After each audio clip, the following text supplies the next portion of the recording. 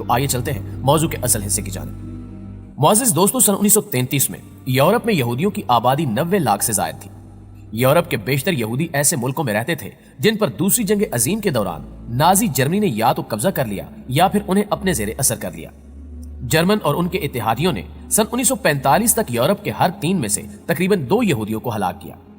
ये इकदाम यूरोपीय यहूदियों के कत्ले आम पर मबनी नाजी पॉलिसी का हिस्सा था। हतमी हल से मौसूम किया। अगरचे नाजियों ने यहूदियों को जर्मनी के लिए सबसे बड़ा खतरा तस्वुर किया था और वो नाजी नस्ली इम्तियाज का बुनियादी निशाना बने, मगर निशाना बनने वाले दूसरे अफराद में 2 लाख के लगभग रोमा खाना बदोश भी थे।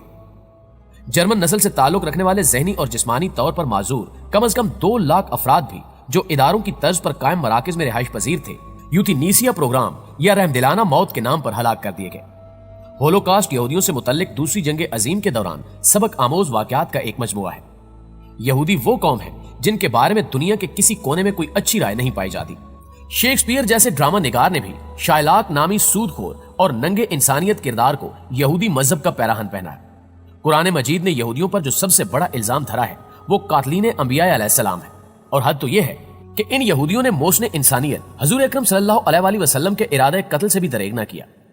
दुनिया पर मुसलमानों के 1000 साल दौरे इक्तिदार में यहूदी बहुत आफियत में रहे और ये दौर खत्म होते ही इन्होंने अपनी साजिशों का निशाना मुसलमानों को ही बनाया और फलस्तीनियों की कमर में छुरा जा घोंपा। दुनिया की हर कौम इनकी पसे पर्दा ज़हनियत से खायफ है और इन्हें अपने से दूर रखना चाहती है।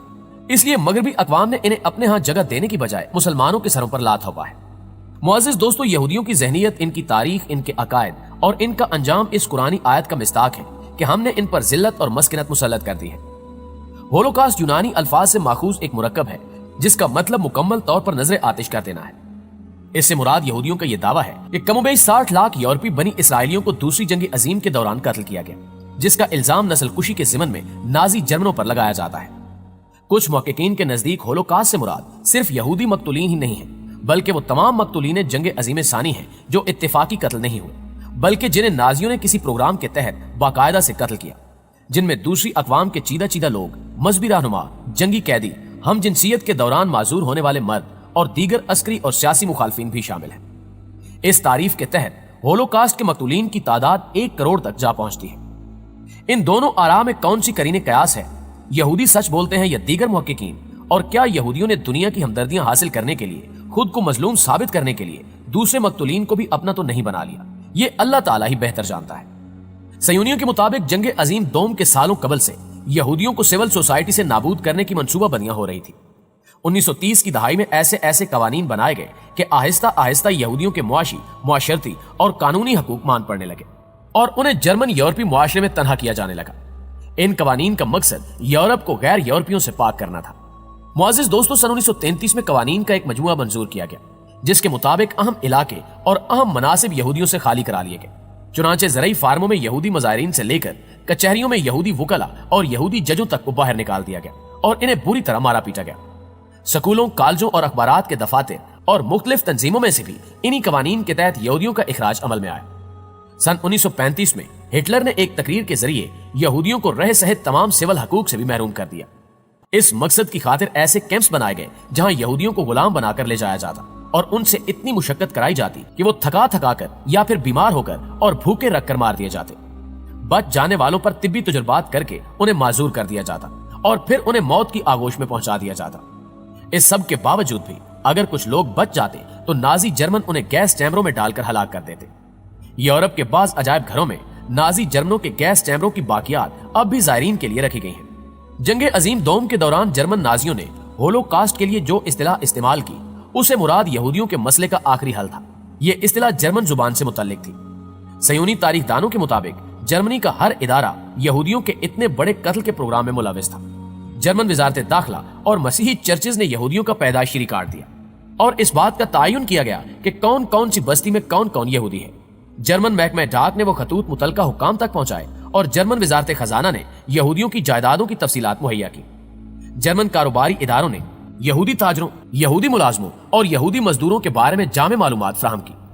जर्मन महकमा मवासलात ने यहूदियों के उनके हलाकती कैंपों में ले जाने के लिए ट्रांसपोर्ट और रेलगाड़ियां मुहैया की। यहां तक कि जर्मन जामियात ने यहूदी तुलबा को दाखिला देने से इनकार कर दिया और यहूदी तालीमात और इसराइली लिटरेचर को नजर आतिश कर दिया।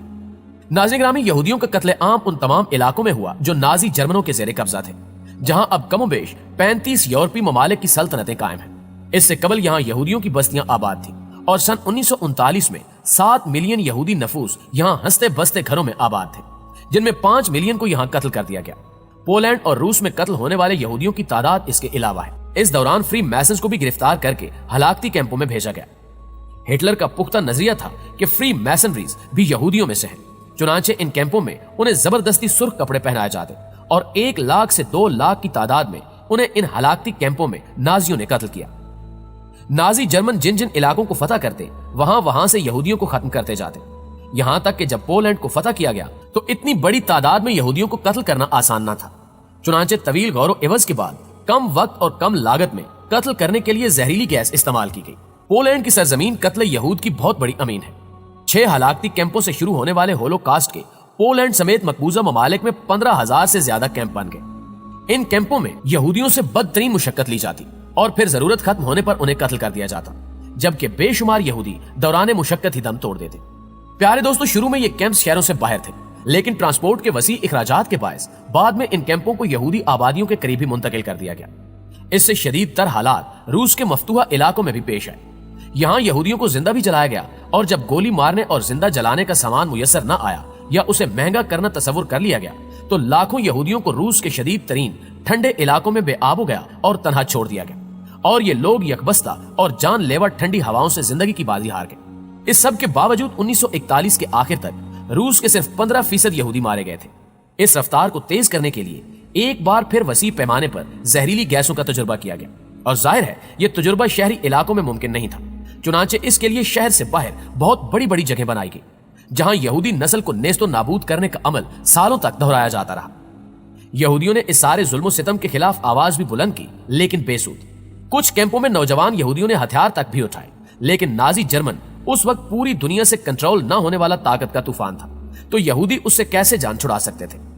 फिर एक पहलू यह भी है कि दुनिया के किसी कोने से उस वक्त और आज भी यहूदियों के हक में कोई आवाज बुलंद नहीं हुई।